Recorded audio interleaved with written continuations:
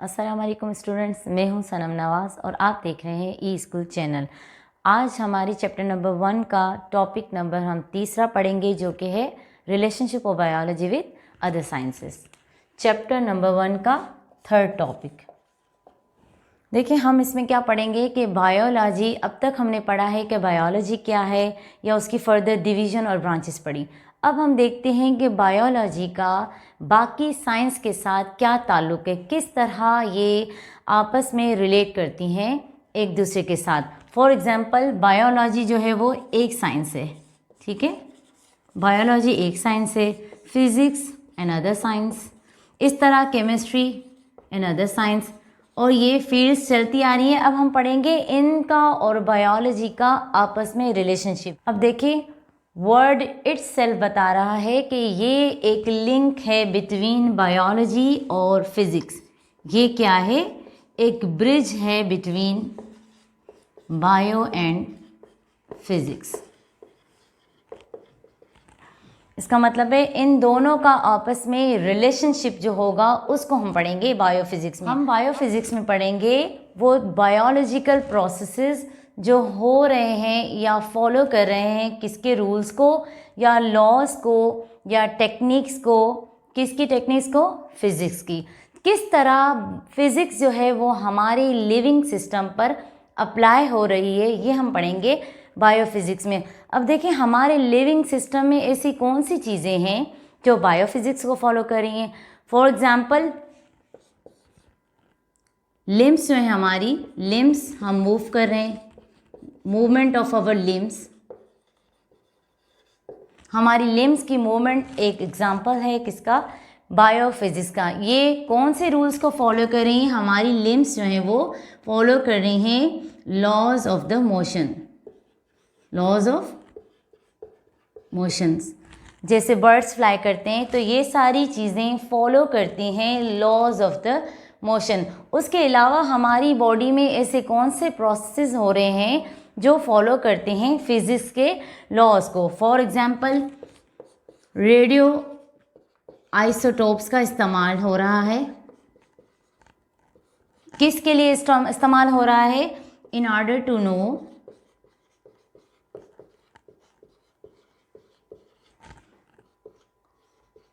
As of fossils. Radio isotopes का इस्तेमाल जो हो रहा है, हम फॉसिल्स की एज जो है वो मालूम की जाती है रेडियो आइसोटोप्स के इस्तेमाल से। अब रेडियो एक्टिव जो आइसोटोप्स हैं वो कौन से आइसोटोप्स होते हैं? जो इमिट करते हैं, इमीडिएटली क्या इमिट करते हैं? रेडिएशंस इमिट करते हैं। जैसे जिनका न्यूक्लियाई जो है वो अनस्टेबल होता है ना, वो क्या करते हैं? हाईली रेडिएशन जो है वो इमिट करते हैं, उनको हम कहते हैं रेडियो एक्टिव आइसोटोप्स। क्या कहते हैं? Radio active isotopes. वो एलिमेंट्स जिनका न्यूक्लियाई जो है वो अनस्टेबल कंडीशन में होता है, और जैसे वो अनस्टेबल कंडीशन में होता है तो क्या करता है? इमिट करता है रेडिएशंस, तो उनको हम कहते हैं रेडियो एक्टिव आइसोटोप्स। ये रेडियो एक्टिव आइसोटोप्स हैं वो यूज़ हो रहे हैं फॉसिल्स की एज को मालूम करने के लिए। उसके अलावा हम देखते हैं कौन सा इस्तेमाल है? साउंड वेव्स का इस्तेमाल है हमारी बॉडी में। साउंड वेव्स जो है वो हमारी बॉडी पे इस्तेमाल हो रही हैं। किस सिलसिले में? फॉर एग्जांपल, अल्ट्रासाउंड या लेज़र ट्रीटमेंट है।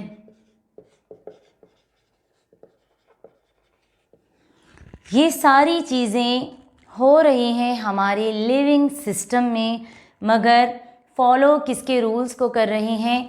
फिज़िक्स के। That's why this science is called is biophysics. Next है हमारे पास biochemistry. Biochemistry, again word itself हमें बता रहा है कि it is actually the link between, ये क्या है? एक लिंक है बिटवीन बायो एंड केमिस्ट्री। ये इन दोनों साइंस के दरमियान लिंक है, that is biology and chemistry.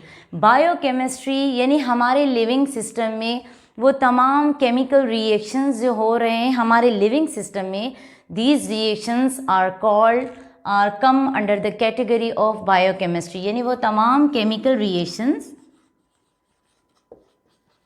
Chemical reactions या प्रोसेसेस जो हो रहे हैं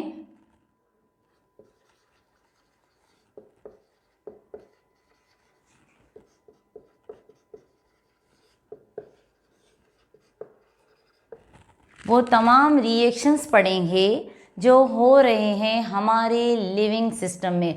अब हमारे लिविंग सिस्टम में ऐसे कौन से केमिकल रिएक्शंस हैं जो हो रहे हैं? For example breathing.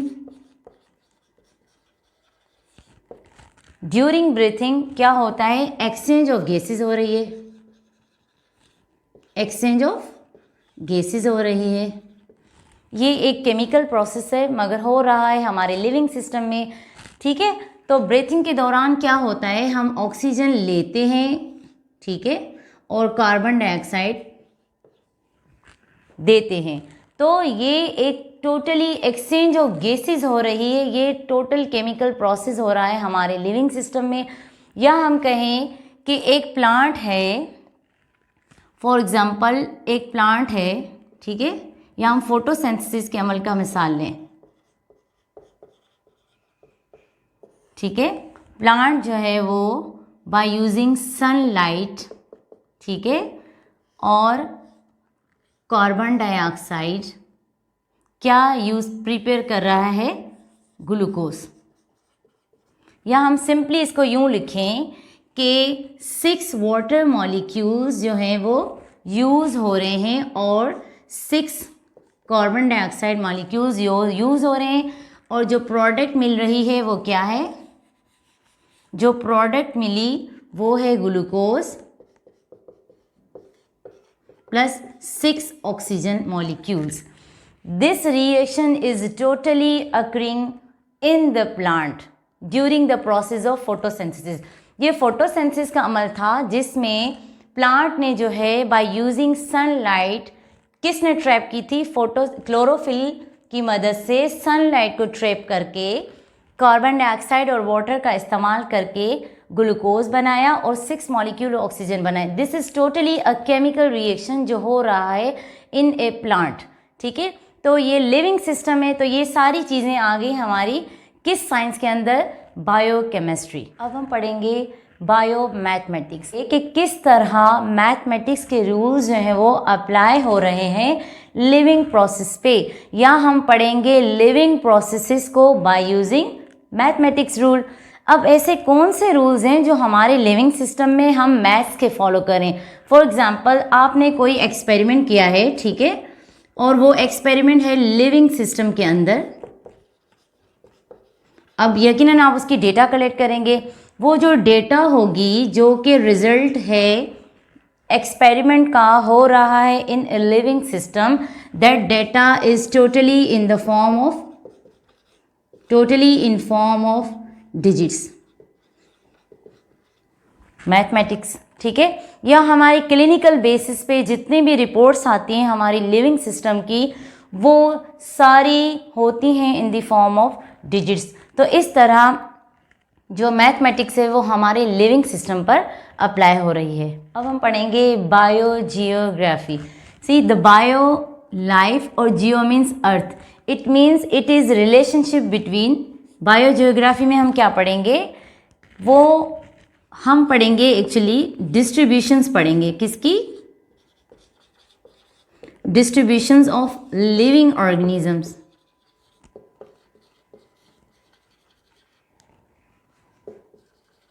हम डिस्ट्रीब्यूशंस पढ़ेंगे लिविंग ऑर्गेनिज्म की, कहाँ पर?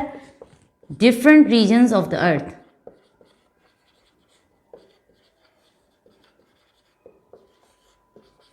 अर्थ के डिफरेंट रीजन्स पे हम क्या पढ़ेंगे लिविंग ऑर्गेनिज्म की डिस्ट्रीब्यूशंस पढ़ेंगे कि कुछ जो ऑर्गेनिजम्स जो होते हैं वो रेस्ट्रिक्टेड होते हैं पर्टिकुलर इन्वायरमेंट में ग्रो करने के लिए, कुछ जो है वो हर इन्वायरमेंट में सर्वाइव कर लेते हैं, या किस तरह ये डिस्ट्रीब्यूट है, इनके जो है वो हैबिटाट क्या है। हम इसमें क्या पढ़ेंगे? इनका नेचुरल हैबिटाट क्या है, चाहे वो प्लांट हो, एनिमल हो या ह्यूमन बीइंग। हम उनके हैबिटाट को पढ़ेंगे कि किस तरह इनकी डिस्ट्रीब्यूशन हुई है मुख्तलिफ अर्थ के रीजन्स पर। ये तमाम चीज़ें आ जाती हैं बायोजियोग्राफी में। नेक्स्ट है हमारे पास बायो इकोनॉमिक्स। अब देखिए ये इकोनॉमी है, क्या है, इकोनॉमी है, मगर इसका ताल्लुक है लिविंग सिस्टम, इकोलॉजिकली जो इम्पोर्टेंट लिविंग ऑर्गेनिजम्स हैं उनको पढ़ेंगे। अब इकोनॉमिकली लिविंग ऑर्गेनिज्म जो है वो कैसे इंपॉर्टेंट है, फॉर एग्जांपल हम एनिमल को देखते हैं तो किस तरह वो इकोनॉमिकली इम्पॉर्टेंट है हमारे लिए। फॉर एग्जांपल मीट की प्रोडक्शन है, और प्लांट्स जो है वो क्रॉप प्रोडक्शन, प्लांट्स से हमें क्रॉप प्रोडक्शन मिलती है। या हम यूं कहें कि बायो इकोनॉमिक्स में हम उन एनिमल्स, उन प्लांट्स को पढ़ेंगे जो इन्वॉल्व हैं किस में, हमारी इनकम जनरेशन में, किस में, इनकम जनरेशन में, या जो हमारी इनकम जनरेशन्स के सोर्स हैं वो तमाम एनिमल्स हम पढ़ेंगे बायो इकोनॉमिक्स में। ये था हमारा आज का topic, that is relationship of biology with other sciences. Next topic में इंशाल्लाह हम पढ़ेंगे बायो एंड कुरान। अगर आपको मेरे लेक्चर्स अच्छे लगते हैं तो सब्सक्राइब करें, लाइक करें और शेयर करें।